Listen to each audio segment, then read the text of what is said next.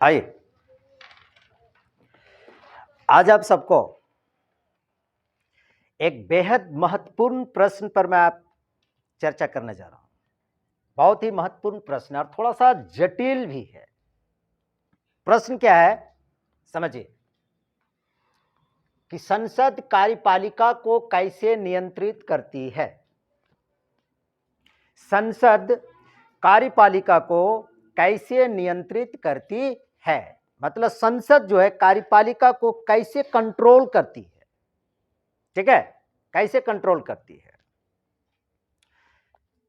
यहां पर हम इस सवाल में हम दो जवाब आपको बताएंगे। पहला, इसमें हम आपको यह बताएंगे कि आखिर संसद जो है कार्यपालिका को क्यों नियंत्रित करना चाहती है। नियंत्रित करना नहीं चाहती है बल्कि क्यों नियंत्रित करती है। यह पहला पार्ट होगा जवाब का।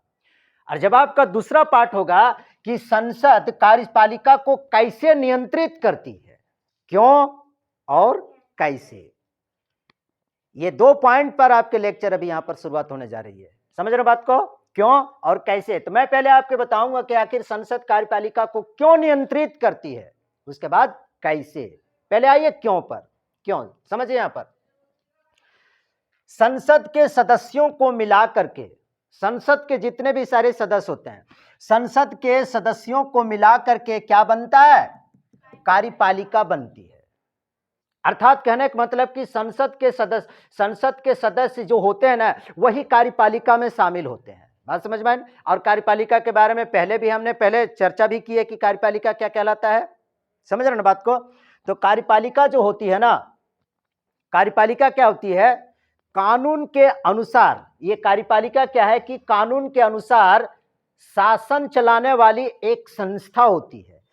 कार्यपालिका क्या होती है, कानून के अनुसार शासन चलाने वाली क्या है, एक संस्था होती है। और इस संस्था में कौन कौन लोग शामिल होते हैं, प्रेसिडेंट अर्थात देश के राष्ट्रपति शामिल होता है। कार्यपालिका में कौन कौन शामिल होता है, देश के राष्ट्रपति शामिल होता है, फिर देश के उपराष्ट्रपति शामिल होते हैं, प्रधानमंत्री शामिल होते हैं, मंत्रिपरिषद शामिल होते हैं। बात समझ में आ गई ना। तो ये होता है, ये सभी मिल करके क्या बनती है, कार्यपालिका बनती है। बात समझ में, कार्यपालिका बनती है। ये बात समझ। अब यहां पर देख सकते हैं कि जब कार्यपालिका जब बनती है तो शासन चलाने की पूरी शक्ति यहां पर है कि नहीं है। यहीं पर प्रधानमंत्री, यहीं पर मंत्रिपरिषद, यहीं पर उपराष्ट्रपति, यहीं पर राष्ट्रपति है। पूरी शासन चलाने की पूरी बॉडी क्या है कि पूरी शक्ति यहां पर है। अब जहां पर पूरी शक्ति, यहां पर बॉडी, तो फिर इसको नियंत्रित करने की क्या जरूरत है, सवाल उठता है ना। पूरी ताकत तो है यहां पर, और पूरी ताकत है तो फिर संसद इसको कंट्रोल क्यों करना चाहती है, सवाल यही है। शासन चलाने की एक संस्था है और जिसके पास सर्वोच्च शक्ति है, तो फिर संसद, ये जो संसद है, संसद इसको क्यों नियंत्रित करना चाहती है, क्यों, जानते हो ना। हाथी जब पगलाता है तो क्या होता है, होता है कुछ। हाथी जब पगलाता है सब खुट्टा डंटा सब कबार देता है कि नहीं कबार देता है। चली चली तेरी लाव चली, जियो रे बाहुबली, सब खुट्टा डंटा सब कबार देता है। तो यहां पर ताकत की भरमार है, यहां पर पूरी ताकत है यहां पर। अब इस ताकत के वजह से कहीं पगला ना जाए लोग, समझ रहे बात को, पूरी ताकत है। इसलिए संसद इसको यहां पर क्या करती है, कार्यपालिका को नियंत्रित करती है। तो क्यों नियंत्रित करती है, मैं यहां पर 3 पॉइंट में आपको बताता हूं कि क्यों नियंत्रित करती है। यहां पर कार्यपालिका के पास जो पूरी जो शक्ति होती है, यह शक्ति, अपनी शक्ति का वह मनमाना प्रयोग न करने लगे। अगर मनमाना प्रयोग करने लगेगा, कार्यपालिका अगर अपनी शक्ति का मनमाना अगर प्रयोग करने लगेगा ना, तो फिर क्या होगा, तानाशाही रवैया आ जाएगी, तानाशाही डिक्टेटरशिप की स्थिति आ जाएगी। जब पूरी ताकत, अब ये सोचने लगे कि हमारे पास तो पूरी ताकत, हम क्यों किसी की बात को सुनेंगे, हम किसी संस्था की बात को क्यों सुनेंगे, हम विपक्ष की बात को क्यों सुनेंगे, कोई जरूरत नहीं, हमारे पास तो पूरी ताकत है। इसका मतलब क्या हो गया, वो अपनी शक्ति का मनमाना प्रयोग करना शुरू कर दिया। जब अपनी शक्ति का मनमाना प्रयोग जब करना जब शुरू कर देगा, तो फिर क्या हो जाएगा, तानाशाही रवैया अपनाना शुरू कर देगा वह, क्योंकि उसके पास पूरी ताकत होगी। तानाशाही रवैया कहने का मतलब क्या होता है कि कार्यपालिका के पास जितने भी सारे ये सभी लोग हैं, कार्यपालिका के पास क्या कि पूरी ताकत आ जाएगी और वह तानाशाही रवैया अपनाना शुरू कर देगी। और तानाशाही रवैया जब अपनाना शुरू कर देगी तो मंत्रिमंडल जो कहेगा, ये मंत्रिमंडल जो कहेगा संसद को मानना पड़ेगा। अब संसद को मानना पड़ेगा, यहां पर तो सब तो गड़बड़ हो जाएगा। कहने का मतलब क्या होता है कि ये सारे जितने भी लोग जो है मंत्रि परिषद में सब क्या है, जनता के प्रति उत्तरदायी होता है ना, जनता के प्रति जवाबदेह होती है। लेकिन जब अपनी शक्ति का मनमाना प्रयोग करने के लिए जब शुरू कर देगा तो हो सकता है कि जनता के प्रति जो उसका जो उत्तरदायित्व है वह भूल जाएगा और तानाशाही रवैया को अपना लेगा। तब लोकतंत्र में ऐसा तो नहीं चल सकता है ना, लोकतंत्र में ऐसा नहीं चलेगा। इसीलिए संसद क्या करती है, कार्यपालिका को नियंत्रित करती है। 3 पॉइंट से हमने बताया, संसद कार्यपालिका को इसलिए नियंत्रित करती है क्योंकि अपनी शक्तियों का प्रयोग मनमाना न कर सके, पहला बात। दूसरी बात है, जब शक्तियों का मनमाना प्रयोग करेगा तो फिर तानाशाही रवैया न अपना सके। और तीसरी बात है कि मंत्रिमंडल जो कहेगा सदन को न मानना पड़े। इसीलिए संसद क्या करती है, इसको कार्यपालिका को नियंत्रित करती है। अभी तक मैंने इस प्रश्न के एक पार्ट को हमने बताया है, ठीक है। अभी तक हमने इस प्रश्न के एक पार्ट को हमने बताया है, ठीक है। अब यहां पर आइए, अब जानते हैं कि संसद इसको क्यों नियंत्रित करती है। इस बात को तो हमने बता दिया, लेकिन अब आइए जानते हैं कि संसद आखिर इसको नियंत्रित कैसे करती है, वो कौन कौन सा तरीका होता है जो संसद उसको नियंत्रित करती है, वो कौन कौन सा तरीका है। यहां पर समझ रहे हो ना बात को, ये कौन कौन सा तरीका है। तो देखिए तरीका यहां पर क्या है कि 1 2 3 4 4 तरीके से, समझ गए ना बात को, 4 तरीके से। पहला तरीका में क्या होता है कि बहस या चर्चा, बहस होती है। कहां पर, संसद में बहस होती है। अब मैं बार बार संसद के पास ले जा रहा हूं क्योंकि यहां पर बहस इसलिए होती है क्योंकि संसद में ही सत्ता पक्ष के भी लोग होते हैं और विपक्ष के लोग भी होते हैं। दोनों सदस्य यहां पर संसद में उपस्थित होते हैं, समझ रहे हैं बात को। संसद में सत्ता पक्ष के भी लोग होते हैं सदस्य और विपक्ष के लोग भी सदस्य होते हैं, इसलिए बहस यहां पर होती है। बहस तभी होता है जब पक्ष और विपक्ष होता है, तभी बहस होगी ना। समान विचारधारा वाले लोगों के साथ तो बहस तो नहीं हो सकती है, इसलिए यहां पर सत्ता और विपक्ष के पक्ष के सदस्य दोनों बैठे रहते हैं, इसीलिए यहां पर संसद में बहस होती है। तो यहां पर मैंने पहले बताया कि बहस या चर्चा होती है। बहस या चर्चा होती है तो इसका मतलब क्या होती है, ये बहस या चर्चा पहले में हमने बताया कि पहला होता है कि प्रश्नकाल, दूसरा होता है शून्यकाल और तीसरा होता है स्थगन प्रस्ताव। इन 3 तरीके से क्या होता है कि संसद में यहां पर चर्चा होती है, समझ रहे हैं बात को। अब ये 3 तरीके से संसद में चर्चा होती है, तो ये 3 तरीका कब अपनाया जाता है, ये सारे सब जब जितना भी सारा चीज को जो मैं बता रहा हूं 1 2 3 4 करके ये सारा, ये सब संसद में बहस और चर्चा होती है। तो कब चर्चा होती है, तो यहां पर हमने देख लिया, मैं बताता हूं कि संसद के हमेशा क्या होता है कि संसद में 1 वर्ष में 3 सत्र आता है। संसद 1 वर्ष में कितने सत्र को लाता है, 3 सत्र। सत्र का मतलब होता है क्या है कि 3 सत्र, मतलब संसद में 1 वर्ष में 3 बार कार्रवाई होती है, 3 बार लोग संसद में बैठते हैं। पहला क्या होता है, 3 सत्र में क्या होता है, पहला होता है बजट सत्र। बजट सत्र जो चलता है वो फरवरी से मई तक चलता है, बजट सत्र, समझ गए। दूसरा सत्र जो आयोजित किया जाता है संसद में वो मानसून सत्र होता है, इस मानसून सत्र जो चलता है कि जुलाई से अगस्त तक चलता है, ठीक है। और तीसरा सत्र संसद में जो आयोजित जो किया जाता है वो शीतकालीन सत्र होता है, शीतकालीन सत्र जो चलता है नवंबर से दिसंबर तक चलता है। अभी कौन से महीने चल रहा है, जनवरी।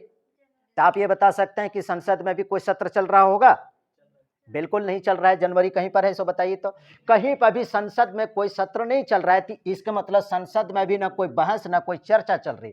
मेरा कहने का मतलब ये होता है कि साल में 3 बार जो संसद सत्र जो बुलाई जाती है, सत्र का मतलब संसद में बैठक, बहस और चर्चा जो होती है, इसके लिए साल में 3 अवसर पर, कौन कौन सा, बजट सत्र, मानसून सत्र और शीतकालीन सत्र के दौरान संसद में सभी सदस्य लोग पहुंचते हैं और वहां पर मुद्दों पर चर्चा और बहस होती है। तो यहां पर मैं बता रहा हूं कि बहस या चर्चा किस दौरान, ये तीनों सत्र के दौरान होता है, समझ रहे हो बात को। ये बहस और चर्चा होती है तीनों सत्र के दौरान। तो पहला क्या है कि इसमें पहला हमने दिया कि प्रश्नकाल, नाम से ही पता चलता है कि प्रश्नकाल, प्रश्न पूछा जाता है। इसमें क्या होता है कि प्रतिदिन प्रश्न पूछा जाता है, प्रतिदिन प्रश्न काल होता है। प्रतिदिन प्रश्न काल होता है, कहने का मतलब क्या है कि संसद का जब सत्र जब चल रहा होता है, अभी संसद का सत्र नहीं चल रहा है, संसद अभी क्या है, स्थगित है, अभी वहां पर कोई बहस और चर्चा नहीं चल रही। लेकिन जब संसद का सत्र जब चल रहा था तब प्रश्न काल के दौरान प्रतिदिन प्रश्न पूछते हैं। कब? संसद का जब सत्र जब चल रहा होता है तो प्रतिदिन प्रश्न पूछा जाता है। कहां पर?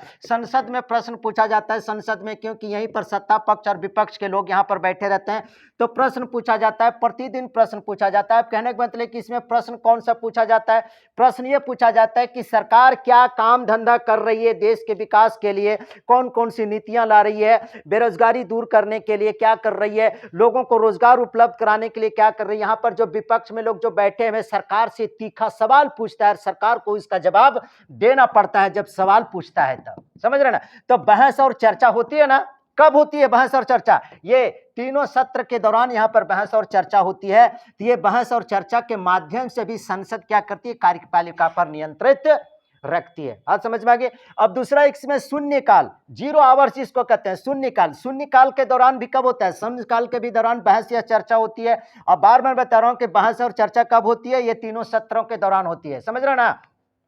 ये तीनों सत्रों के दौरान जब शून्यकाल में क्या होता है कि संसद में सत्ता पक्ष और विपक्ष के जो सारे सदस्य लोग होते हैं सरकार से महत्वपूर्ण मुद्दों पर सवाल पूछता है। जो देश के जो बड़े बड़े जो जितने भी सारे जो मुद्दे होते हैं उन सभी मुद्दों पर सवाल पूछा जाता है। कब? शून्यकाल के दौरान महत्वपूर्ण मुद्दों पर सवाल पूछते हैं और सरकार को जवाब देना पड़ता है। अर्थात देश के महत्वपूर्ण मुद्दों पर यहां पर संसद में सत्ता पक्ष और विपक्ष के बीच में बहस या चर्चा होती है। इससे भी क्या होता है कि संसद कार्यपालिका को नियंत्रित करती है। और तीसरा है कि स्थगन प्रस्ताव। स्थगन प्रस्ताव पर भी चर्चा कब होती है? यही तीनों सत्र के दौरान। समझ रहे ना? ये तीनों सत्र के दौरान क्या होता है? स्थगन प्रस्ताव पर भी चर्चा होती है। स्थगन प्रस्ताव जो लाया जाता है कि लोकसभा में लाया जाता है। एलएस का मतलब लोकसभा का ध्यान आकर्षित करवाया जाता है। जब देश में कोई बहुत बड़ी विपत्ति या संकट या कोई परिस्थिति ऐसी उत्पन्न हो जाती है जो सरकार निपटने में उतनी काबिलियत नहीं दिखाती है, अर्थात सरकार उसको निपटने में थोड़ी सी लापरवाही जब दिखाती है, तो स्थगन प्रस्ताव किन किन चीजों पर, बड़े बड़े मुद्दों पर, जैसे मान लेते हैं कि देश में दंगा भड़क गया, देश में क्या हो गया? दंगा भड़क गया, या देश में एकदम काला बाजारी एकदम चरम पर है, एकदम घोटालाबाजी चरम पर है, या तो महंगाई चरम पर है, या देश में एकदम अत्याचार कोहराम एकदम पूरी तरह से मचा हुआ है। सरकार क्या कर रही है? तो यहां पर संसद में जो विपक्ष के लोग जो है ना सरकार से उस पर क्या करेगा? तीखा सवाल पूछेगा और सरकार को जवाब देने के लिए क्या करता है? बाध्य करता है। स्थगन प्रस्ताव इसको कहते हैं। और इस प्रस्ताव के दौरान क्या होता है कि इस प्रस्ताव के दौरान विपक्ष के लोग सरकार के समक्ष क्या करते हैं? सदन में जितने जो भी है, जो अध्यक्ष जो होते हैं, लोकसभा के जो अध्यक्ष जो होते हैं, उस आसन के समक्ष सब लोग चल जाते हैं, उनके आसन के समक्ष चल जाता है, नारेबाजी लोग करने लगते हैं। इससे क्या होता है कि संसद को स्थगित भी कर दिया जाता है, मतलब कार्रवाई को क्या कर दिया जाता है? संसद की कार्रवाई को बंद कर दिया जाता है। कोई चर्चा और बहस नहीं चलने लगती है। तो इसको कहते हैं स्थगन प्रस्ताव, जो कहां पर होता है? लोकसभा में होता है। और ये भी जो चर्चा जो भी होती है तो कब होती है? यही तीनों सत्रों के दौरान होती है, जब ये सारे सत्र जब चल रहा होता है। समझ रहे हैं बात को? ये स्थगन प्रस्ताव कहते हैं। स्थगन प्रस्ताव कभी कभी स्थगन प्रस्ताव में तो वहां पर सत्ता और विपक्ष के बीच में, सत्ता पक्ष और विपक्ष के बीच में तो माइक भी फेंका फेंकी करके मार देते हैं लोग, कुर्सी उठा पटक कर देते हैं लोग, मिर्ची पाउडर छिड़क देते हैं, पूरा एकदम घुसम घुसा लतम लता खूब चल जाता है संसद में। कब? स्थगन प्रस्ताव के समय। समझ रहे ना बात को? खूब लात जूता एकदम चल जाता है, बड़ा बवाल एकदम मच जाता है। तो ऐसी परिस्थिति में स्थगन प्रस्ताव के समय संसद के बहुत सारे सदस्यों के जो विपक्षी दल के लोग होते हैं उसको वॉकआउट भी कर दिया जाता है, संसद से उसको निलंबित भी कर दिया जाता है। इतना बवाल मच जाता है स्थगन प्रस्ताव के समय। तो ये सब जो बहस और चर्चा जो होती है प्रश्नकाल के दौरान, शून्यकाल के दौरान, स्थगन प्रस्ताव के दौरान, इन सभी बहस और चर्चा के माध्यम से संसद क्या करता है? कार्यपालिका को नियंत्रित करता है कि कंट्रोल में रहो, तुम्हारे पास ताकत है। तो इसका मतलब यह नहीं है कि तुम खुट्टा डंटा सब कबाड़ दोगे। समझ रहे बात को? तो इससे क्या होता है? संसद क्या करती है? कार्यपालिका को नियंत्रित करती है, कंट्रोल करती है। अब दूसरी बात मैं अब अगला बता रहा हूं। ये पहला में इतना सारा चीज था। अब यहां पर ये देखिए दूसरा क्या है कि कानून की स्वीकृति या अस्वीकृति। कानून की स्वीकृति और अस्वीकृति कहने का मतलब क्या हो गया कि देश में, हमारे देश में कोई भी कानून बनाने का काम किसका? विधायिका। विधायिका का मतलब संसद। अब कोई भी कानून जब बनती है तो यहां पर संसद में, मतलब लोकसभा में और राज्यसभा में, दोनों सभाओं में पारित होना जरूरी होता है कि नहीं होता है? लोकसभा और राज्यसभा। पिछले क्लास में हमने बताया था कि कानून कैसे बनता है ना जी। तो यहाँ पर कोई भी कानून को स्वीकृति मिलेगी कि अस्वीकृति मिलेगी, इसके लिए बहस और चर्चा लोकसभा में भी होता है और राज्यसभा में भी होता है। हो सकता है कि सरकार का बहुमत अगर लोकसभा में है तो लोकसभा से वह पारित हो जाए, लेकिन राज्यसभा से पारित ना भी हो पाए। तो ऐसी परिस्थिति में यहां पर क्या होता है कि बहस होती है। तो कानून की स्वीकृति और अस्वीकृति, मतलब संसद में अगर सरकार की अगर बहुमत है लेकिन राज्यसभा में बहुमत नहीं है तो वह क्या हो जाएगी, कानून अस्वीकृत हो जाएगी। कानून अस्वीकृत हो जाएगी तो ऐसी स्वीकृति अस्वीकृति के दौरान भी क्या करता है कि विपक्ष के लोग कानून में बहुत सारा फेरबदल, उसमें तब्दीली की मांग करता है। इस प्रकार से भी क्या होता है कि संसद कार्यपालिका को क्या करती है, नियंत्रित करती है कि खबरदार इस प्रकार से कानून नहीं बना सकते हो, हम जो कह रहे हैं इस प्रकार से मेरी भी बात को माननी पड़ेगी। समझ रहे हैं बात को। तो संसद कार्यपालिका को नियंत्रित करती है। अब दूसरा है वित्तीय तीसरा क्या है, वित्तीय नियंत्रण। वित्तीय नियंत्रण के माध्यम से भी संसद क्या करती है, कार्यपालिका को नियंत्रित करती है। वित्तीय नियंत्रण क्या होता है, वित्तीय नियंत्रण वह स्थिति होती है, वित्तीय नियंत्रण के अंतर्गत सरकार का काम होता है बजट पारित करना। बजट पारित करना सरकार का संवैधानिक कार्य है। समझ रहे हैं बात को, संवैधानिक कार्य है। वैसी परिस्थिति में विपक्ष के लोग क्या करते हैं, विपक्ष के लोग जब बजट जब पारित किया जाता है तो इसी बहाने क्या करते हैं, संसद क्या करती है, कार्यपालिका पर नियंत्रण करने की कोशिश करती है और नियंत्रित करती है, कार्यपालिका पर नियंत्रित करती है। और चौथा है इसमें क्या, अविश्वास प्रस्ताव।